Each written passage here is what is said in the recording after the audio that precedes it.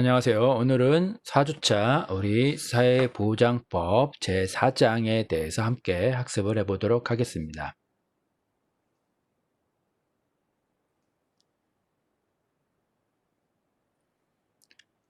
우리 교재를 보면은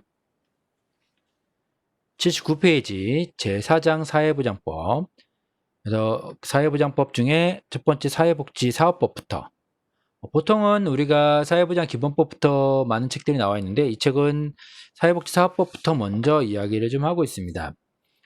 그래서 이 장에서는 우리가 사회복지 지향을 위해 토대로서 사회복지를 위한 법들에 대해 논의를 하는데 사회복지와 연관된 법들, 토대가 되는 법들을 제정했다. 그래서 우리 사회복지에 있어서 가장 최상위법이라고 할 수 있는 게 사회보장기본법이고, 사회복지 서비스에 관련된 부분에 있어서 가장 기본이 되는 게 사회복지사업법이라고 이야기를 했었습니다. 그래서 한번 우리가 이어서 보면은, 그래서 오늘 배울 내용은 사회복지사업법, 사회보장기본법, 그리고 사회복지공동모금회법. 약간 좀 분류를 이렇게 좀 약간 다른 책들하고 조금 다른 형태로 이 교재는 하고 있는데, 사회복지공동모금회법 같은 경우에도 사회보장법의 한 분류로서 구분을 해서 이 책에서는 좀 구분을 하고 있습니다. 시간이 되면은 그 부분은 다시 또 설명을 하도록 하고요. 우선 먼저 사회복지사업법부터 우리 책 79페이지 보면은 의의가 나와 있는데, 사회복지사업법은 헌법 제34조 생존권을 구체화하는 각종 사회복지 서비스법의 기본사항을 총괄적으로 규정한 법이라 할 수 있다. 그래서 보면은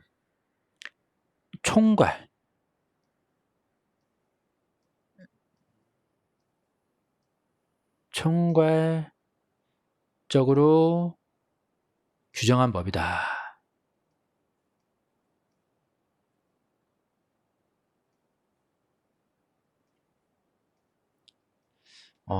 지금 다음 주부터는 아마 책 중심으로 좀 가면서 칠판을 좀 전자칠판을 좀 써볼까 좀 생각을 하고 있습니다. 우리 학생들과 학습의 방법들을 좀 다양하게 하기 위해서 PPT도 보지만 또 우리가 교재 중심으로 좀 해야 되다 보니까 교재를 보면서 전자칠판을 좀 써볼까 생각을 하고 있어서 여러분들 참고해 주시면 좋을 것 같고요.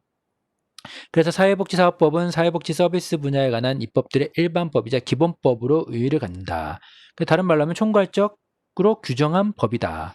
이 법의 제1조는 목적의 사회복지사업 관련 기본적 사항을 규정하여 사회복지를 필요로 하는 사람의 인간다운 생활을 위한 권리를 보장하고 사회복지의 전문성을 증진시키며 사회복지 사업에 대한 공정함과 투명성 그리고 적정성으로 사회복지 증진에 이바지함이라고 규정하고 있다는 거예요.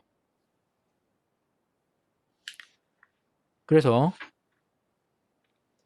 아예 사회복지 사업법이라고 하는 것 자체가 좁은 의미의 사회복지, 즉 사회복지 사업을 말하는데, 우리가 이 사회복지 사업법에는 여러 가지 의미들을 이야기할 수 있는데 이건 뒤에 가서 또 다시 보고, 우리 교재 80페이지에 보면은 이 법, 사회복지사업법 1조에 사회복지를 필요로 하는 사람의 인간다운 생활을 위한 권리를 보장하고 사회복지 전문성을 증진시킨다. 이렇게 의의를 갖고 있다는 거죠. 1조 자체에 보면은 사회복지를 필요로 하는 사람의 인간다운 생활, 최소한의 인간다운 생활을 보장하고, 그리고 사회복지 전문성을 증진시킨다라고 되어 있는 거예요. 그래서 독일, 일본, 한국의 사회복지 사업에 연관된 법들을 비교해 보면은 독일은 사회법, 총론, 법전화되어 있다라고 이야기했고, 일본은 사회복지법, 한국은 사회복지사업법으로 되어 있습니다. 그래서 전문 5장 58조 부칙 이렇게 되어 있는 부분이죠. 그래서 입법 배경을 좀 놓고 보면은, 그래서 사회복지 서비스 분야에 관한 입법들의 일반법이자 기본법으로서의 의의를 갖고 있는데, 입법 배경을 좀 보면은 우리 81페이지 보면은 이 법은 두 가지 배경에서 제정되었는데, 하나는 사회복지 서비스를 제공하는 민간단체에 대한 효율적인 관리의 필요성에 의해, 다른 하나는 1960년대 이후 외국 원조단체의 철수에 따른 외국 원조의 감소로 제정되었던 사회복지 서비스법들의 한계를 극복하기 위해 제정되었다고 합니다. 그래서 국민기초생활보장법, 예. 사회복지사업법에 규정된 사회복지법들을 보면은 국민기초생활보장법, 아동복지법, 노인복지법, 장애인복지법 이렇게 쭉 나열을 하고 있어요. 그래서 27개 청소년복지지원법까지 이야기들을 하고 있습니다. 이 사회복지사업법에서 우리가 몇 가지 우선 PPT를 먼저 보면은 법인에 대한 이야기도 할 수 있는데 사회복지법인. 그러니까 사회복지 사업을 담당하는 것들을 우리가 사회복지법인이라고 이야기할 수 있는데 사회복지 사업의 주체. 그래서 사회복지에 대한 주체를 놓고 보는데 우리는 법인에 대한 부분들을 사회복지법인은 사회복지 사업을 행할 목적으로 설립된 법인을 우리가 사회복지법인이라고 이야기를 합니다. 그래서 법인의 설립 허가는 사회복지법인을 설립하려는 자 시도지사의 허가를 받아야 되게 되어 있고 사회복지법인에는 임원은 법인은 대표이사를 포함한 이사 7명 이상과 감사 2명 이상을 두어야 합니다. 수익사업에 대한 부분도 목적사업의 경비에 충당하기 위하여 필요할 때에는 법인의 설립 목적 수행에 지장이 없는 범위에서 수익사업을 할 수 있다. 그래서 보통 사회복지법인들은 임대사업 같은 것들을 병행하면서 필요한 재원들을 마련을 하고 있죠. 그래서 국가나 지방자치단체는 사회복지시설을 설치 운영할 수 있다라고 돼서 사회복지시설. 그러니까 법인 또는 국가 지방자치단체는 사회복지시설을 설치 운영할 수 있어요. 근데 대부분은 설치는 국가가 하고 운영은 사회복지법인이나 또 민간, 비영리단체에서 하는 경우들이 많죠. 이게 이제 사회복지사업법에서 다 보장이 되는 내용들인 거예요. 그래서 시설의 통합, 설치, 운영 등에 관한 특례들을 보면은 시설을 통합하여 하나의 시설을 설치, 운영할 수 있게끔 법으로도 사회복지사업법에 나와 있고요. 손해배상 책임을 이행하기 위해서 사회복지시설들은 다 보험 가입을 의무화하고 있습니다. 그래서 손해보험회사의 책임보험에 가입하거나 한국사회복지공제회의 책임공제에 반드시 가입하여야 합니다. 또 그 외에도 시설의 안전점검 같은 것들은 뭐 기본적인 내용들이겠죠. 시설의 장은 시설에 대하여 정기 및 수시 안전점검을 실시하고 그 결과를 제출하여야 한다. 사회복지관 설치 같은 부분도 사회복지관은 지역사회의 특성과 지역 주민의 복지 욕구를 고려하여 서비스 제공 등 지역 복지 증진을 위한 사업을 실시할 수 있다는 거예요. 또한 사회복지시설의 시설장은 상근이어야 하고요. 우리가 우선 파워포인트로 가장 기본적인 내용들만 먼저 좀 간략하게 살펴보겠습니다. 운영위원회는 각 시설별로 운영위원회를 두게끔 되어 있는데 시설회장은 시설의 운영에 관한 다음의 사항을 심의하기 위하여 시설에 운영위원회를 두어야 한다는 거죠. 사회복지사업법에서는 사회복지 분야에서 활동할 사람들에 대해서 필요한 내용을 규정하고 있는데 그 대표적인 게 사회복지사 자격증인 거죠. 그래서 사회복지사에 대한 부분들을 1급, 2급, 3급으로 나눠놓고 1급은 국가시험에 합격한 자고 2급은 대학원, 대학교, 전문대학 졸업자로서 일정 교과목을 이수한 자. 그래서 우리가 필수 10과목, 선택 4과목 이렇게 이수를 한 사람이죠. 또한 사회복지사의 채용 및 교육은 사회복지법인 및 사회복지시설의 설치 운영하는 자는 대통령령이 정하는 바에 따라서 그 종사자를 채용하는데 이게 이제 사회복지사업법이 개정이 되면서 사회복지 업무를 하는 사람들은 사회복지사로서 반드시 채용을 하게끔 되어 있습니다. 여러분들이 뭐 이제 이렇게 간략하게 우선 PPT로 먼저 좀 살펴봤고요.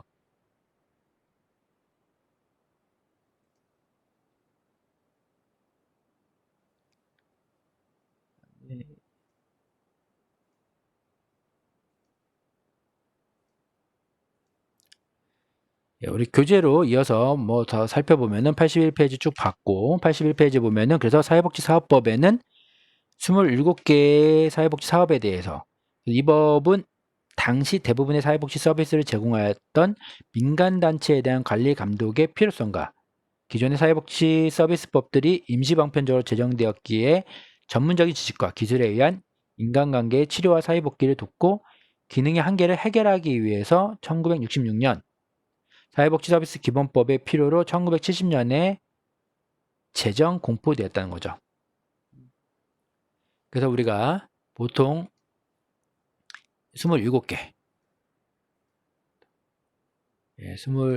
7개의 사업에 대해서 이야기를 하는데 다음 수업에는 제가 전자칠판을 좀 이제 사용을 할 예정인데 오늘은 우선은 PPT로 사회복지사업법에 대한 중요한 내용들을 간략하게 보고 책에 대한 내용들을 보는데 부가 설명을 하기 위해서 좀 그림판을 잠깐 오늘은 사용을 하도록 하겠습니다. 그래서 내용을 보면은 이 5장 58조의 부칙으로 구성되어 있는데 이 법은 사회복지사업의 정의와 범위 27개 이미 정의했잖아요. 사회복지사업이란 이렇게 돼 있다. 다문화 가족, 장애인연금 다 여기서 정의되어 있는 거예요. 사회복지의 책임과 주체, 책임 주체 우리 앞에서 잠깐 PPT를 봤죠? 사회복지법인, 기관, 사회복지시설에 대한 설치, 운영 뭐 이런 식으로 사회복지 서비스 전달 체계 이게 사회복지 서비스 전달 체계 국가가 직접 운영할 수도 있고 사회복지법인이 할 수도 있고 사회복지기관이 이제 전달 체계인데 그런 부분에 대해서 간략하게 PPT로 먼저 살펴봤습니다. 사회복지 사업의 재정, 사회복지사 제도, 사회복지사 1, 2, 3급에 대한 제도, 사회복지 서비스 수급권의 보호와 제한, 수급권의 권리구제 등으로 우리가 규정을 하고 있고 다른 사회복지 연관된 법들보다 자세하고 많은 조항으로 구성되어 있다는 거죠. 제2조에는 사회복지 사업에 연관된 법들과 지역사회복지, 사회복지시설, 사회복지 서비스와 같은 사회복지 사업에 연관된 용어들의 정의를 규정하고 있고요. 이 법 제7조에 의하면 사회복지 사업에 연관된 사항과 지역사회의 복지사업에 대한 것들을 심의 또는 건의하기 위해 특별시 시도의 사회복지위원회를 둔다라고 규정을 하고 있어요. 그래서 사회복지사에 연관하여 또 84페이지 보면은 10조부터 15조에 이르기까지 사회복지의 주체라고 할 수 있는 사회복지사에 관한 사항들도 규정을 하고 있다는 거죠. 그래서 우리는 9월 7일을 사회복지의 날로 규정을 하고 있는데 사실은 잘 모르죠. 쉬는 날, 빨간 날이 아니면 잘 기억할 수 없기 때문에. 그 다음에 사회복지사 등급 중 3급을 폐지하였으며 제11조 2에서 제14조에서는 사회복지 전담 공무원 제도에 대한 규정을 삭제하였고 그에 따른 기구나 조직에 관한 조항을 삭제하기도 했습니다. 이제 개정 내용들이죠. 처음에는 1급, 2급, 3급이 있었는데 이 3급은 한시적, 일시적인 제도였어요. 우리 앞에서 PPT 볼 때도 3급에 대한 설명은 없었죠. 3급은 우리가 기본적으로 등록이 된 미인가 단체들, 미등록 단체들에서 이제 이 단체들 사회복지 기관들을 다 등록 단체로 등록 기관으로 변경을 하고자 했더니 거기서 일하던 사람들이 자격증이 없는 거죠. 그래서 그 사람들에게 6개월 과정, 뭐 1년 과정 이렇게 들으면서 자격증을 주던 이런 제도들이 3급 제도예요. 그래서 이 3급은 모든 곳에 교육을 할 수 있는 게 아니라 정부에서 지정 위탁 교육을 할 수 있게끔 했던 곳이고요. 또 사회복지법인 임원의 결격 사유에 대해서도 개정을 통해서 강화를 시켰죠. 미성년자는 당연히 임원이 될 수 없고 또 정신이라든가 심신미약자들, 법원의 판결에 따라 자격이 상실되거나 정지된 사람, 금고형 이상을 받은 사람 이런 사람들은 임원이 될 수 없습니다. 사회복지법인에 우리 앞에서 PPT에서 봤던 법인, 사회복지법인, 사회복지 사업을 행할 사회복지 사업이 뭔지 알았죠? 이제 27개 이 사회복지 사업을 행할 목적으로 만든 법인이 사회복지법인이에요. 그래서 그런 이 법의 내용들이 우리가 정책론하고 다른 게 법제로는 각 법 몇 조 몇 항 이런 법의 내용들이 있다고 했죠.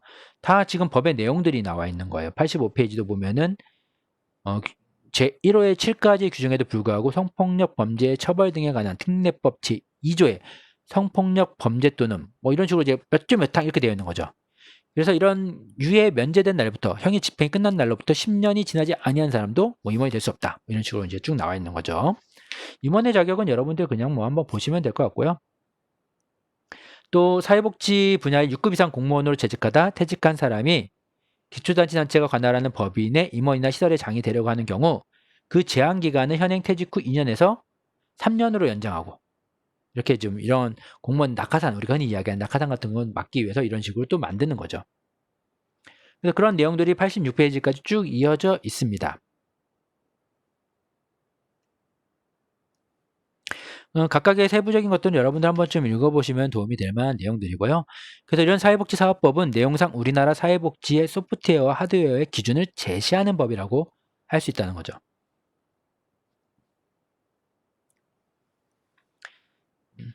그래서 87페이지 보면은 그 밑에 보면 사회복지사업법은 제정 당시 입법 배경과 연관성이 깊다라고 해서 우리나라의 사회복지의 출발점은 한국전쟁 전후 어려운 시기를 극복하기 위한 사회복지 사업이라는 거죠.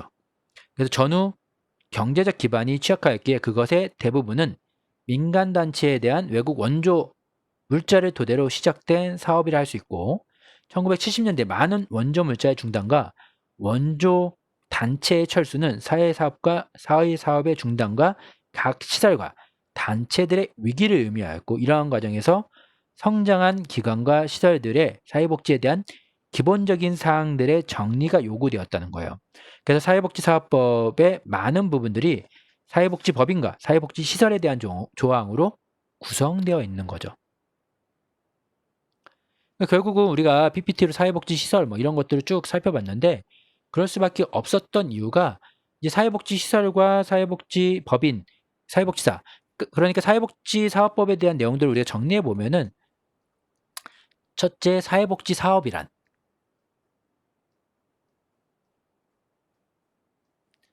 사회복지사업이란 무엇이냐? 이게 이제 첫 번째 내용이겠죠.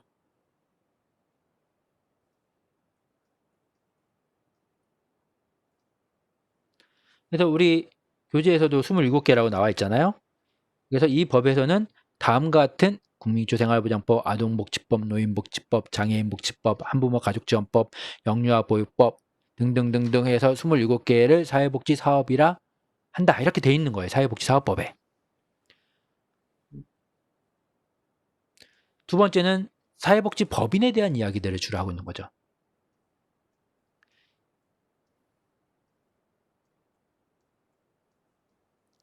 이런 사회복지 사업을 시행하려고 했더니 국가가 다 할 수 없잖아요. 누구에게 믿고 맡길 만한 사람이 있어야 되는데 그 사람이 누구냐는 거죠. 사회복지법인. 그래서 사회복지 사업을 행할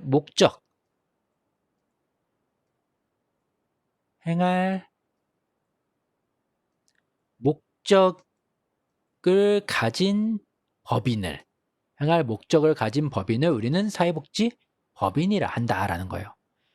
사회복지 사업이 27개가 있잖아요. 그럼 그 27개 중에 하나를 행할 장애인 복지를 한다든가 아니면은 하나만 있는 게 아니라 여러 개가 있어도 돼요. 노인복지, 장애인복지, 아동복지 등등을 하고자 하는 뭐 목적을 이렇게 정의를 할 수 있는 거죠.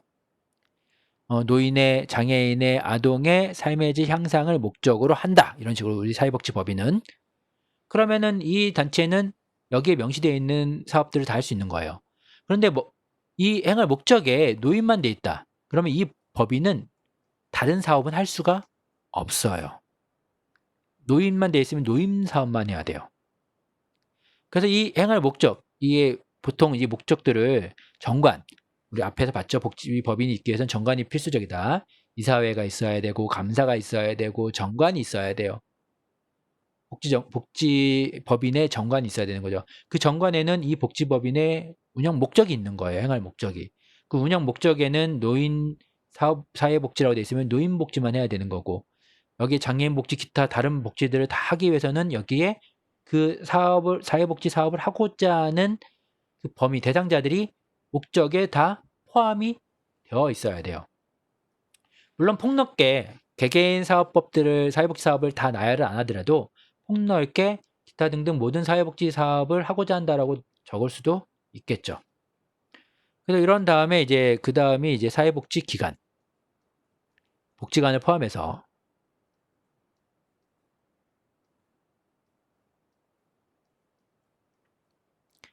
이 기관은 지자체에서 직접, 정부에서 직접 운영할 수도 있고 위탁 운영, 누구에게? 사회복지법인에게 위탁 운영을 줄 수도 있는 거죠. 물론 복지법인도 직접 지어서 기관을 설치 운영할 수도 있고 민간이나 개인도 사회복지기관을 직접 설치 운영할 수도 있습니다. 그래서 사회복지기관의 감사나 또 사회복지기관에 대한 이런 운영 방법들, 임원에 대한 규정 이런 것들을 사회복지사업법에 담고 있고요. 마지막으로 무엇을 담고 있나요? 사회복지사.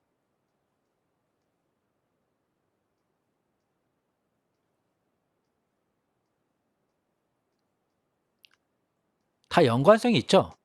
사회복지 사업을 먼저 정의를 했고 그 사업을 실시할 주체들을 기본적으로 사회복지인 그 다음에 정부, 그럼 주체들이 전달체계로 사회복지관을 포함한 기관들을 사용하고 그 전달체계에서 일할 사람이 누구예요? 사회복지사죠. 그 사회복지사는 1급, 2급, 3급으로 나누고 3급은 한시적으로 만들었다가 폐지를 한 거고 2급은 여러분들이 다 딸 수 있는 자격증, 그런 다음에 나중에 시험을 봐야지 1급이 이제 취득을 할 수 있겠죠. 전문대를 나오면은 1년에 현장 경력이 있은 다음에 1급 시험을 볼 수가 있고 대학이나 대학원을 나온 다음에는 바로 1급 시험을 볼 수가 있게 되어 있습니다. 이게 지금 사회복지사업법에서 크게 4가지 유형으로 제가 설명을 드렸는데 4가지 유형에 대한 이 사업법에는 내용들을 담고 있는 거예요. 근데 그 내용들을 보니까 다 연관이 되어 있는 것들이지 개별적으로 떨어져 있는 게 없죠. 이렇게 이어서 보니까 여러분들 이해하시기가 좀 수월할 거라고 생각이 됩니다. 그래서 우리는 왜 실습을 해야 되고 우리는 왜 필수 10과목을 들어야 되고 이런 부분들이 사회복지사업법에 다 나와 있는 거죠.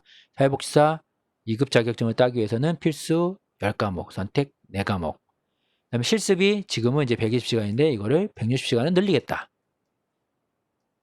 뭐 이런 것들 여러분들에게 해당되는 건 아니지만은 이런 식으로 이제 실습 시간에 늘어나는 부분들 뭐 이런 것들도 다 사회복지사업법을 개정해야 되는 거예요.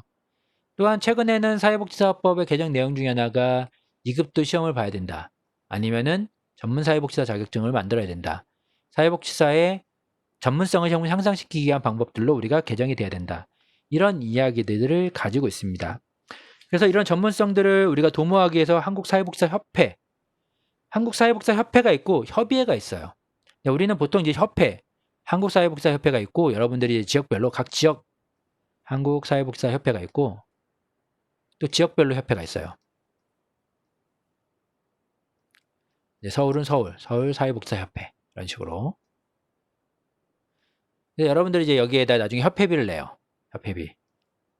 자격증을 따야 되니까 당연히 처음에는 무조건 5만원 협회비 플러스 자격증비해서 이제 처음에는 무조건 자격 신청비까지 해서 한꺼번에 내요. 그 다음부터는 잘 납부인데 기관에서는 일괄 납부를 해주는 곳도 있고 그렇지 않은 곳도 있어요. 이것도 기관마다 다 달라요. 그러면은 이제 협회에 가입을 하면은 협회는 뭘 하느냐? 전문성과 사회복지사들의 처우 개선을 위해서 활동을 하는 거예요. 그래서 이들이 최근에 사회복지사 급여 단일화 테이블 같은 것들을 만들고 물론 장기요양기관들은 제외가 됐었죠. 이제 우리는 이제 보통 서울에 있는 기관들을 서울에 거주하는 학생들은 이제 나중에 서울의 사회복지사 서울에서 있는 기관에 근무하는 사회복지사들은 이제 서울사회복지사협회하고 이제 많이 주로 이야기를 하겠죠. 회원 관리를 그러면 이제 나눠서 이제 하는데 다 서울에 한국사회복지사협회 사무실도 서울에 있고 서울사회복지사협회도 서울에 있어요. 영등포 쪽에 있고 여기 마포구 쪽에 있고 그래서 이제 이 협회에서는 또 우리는 1년에 졸업을 하면은 보수교육을 반드시 8시간 듣게 돼 있어요. 이것도 사회복지사업법이 되어 있죠. 사회복지사들 여러분들은 내년에 안 듣는다고 했죠. 제가 내년에 안 들어요. 졸업한 연도에는 듣지 않아요. 그 다음부터는 이제 근무를 하면은 물론 일을 하지 않으면 듣지 않아도 돼요. 일을 하게 되면은 그때부터 8시간씩 보수교육을 듣습니다. 올해 같은 경우에는 코로나로 인해서 저도 어쩔 수 없이 처음으로 제가 사회복지사로 근무하면서 보수교육을 처음으로 사이버로 8시간을 다 들었어요. 그래서 1년에 8시간을 들어야 되는데 서울에 있는 기관들은 이 보수교육비를 절반 50% DC를 해주기도 해요. 하나 예를 들면은 왜요? 같은 서울에 포함된 기관의 회원이니까 이런 것들도 우리가 다 이제 서울 사회복지사 협회 활동 내용들이죠. 이런 서울 사회복지사 활동 세부적인 내용까지는 사회복지사법에 없지만은 이런 한국사회복지사 협회의 기본 규정에 대한 부분들을 담고 있으니까 거기서부터 이제 한국사회복지사 협회에서 각 지역 사회복지사 협회를 만들고 이런 식으로 활동을 할 수가 있는 거죠. 예, 오늘 그렇게 짧게 우리가 우선 먼저 사회복지 사업법에 대해서 물론 이 사회복지 사업법은 우리가 뒤에 가면은 서비스법 1 155페이지 사회복지 사업이라 하면 우리가 이제 딱 나열을 27개를 했잖아요. 그것들을 하나하나 배우는 게 이제 서비스법이에요. 그 서비스법이라는 명칭 자체가 없고 사회복지 사업에 대한 이런 부분들을 우리가 서비스법이라고 이야기를 하죠. 그래서 이런 내용들을 우리가 또 7장부터 또 이어서 공부를 할 거예요. 그래서 우선은 사회보장법에 있어서 사회복지사업법은 여기까지 하고 마무리를 하고 2교시 때는 사회보장기본법, 사회보장법에 있어서 가장 사회복지에 있어서 최상위법이라고 할 수 있는 사회보장기본법에 대해서 함께 공부해 보도록 하겠습니다.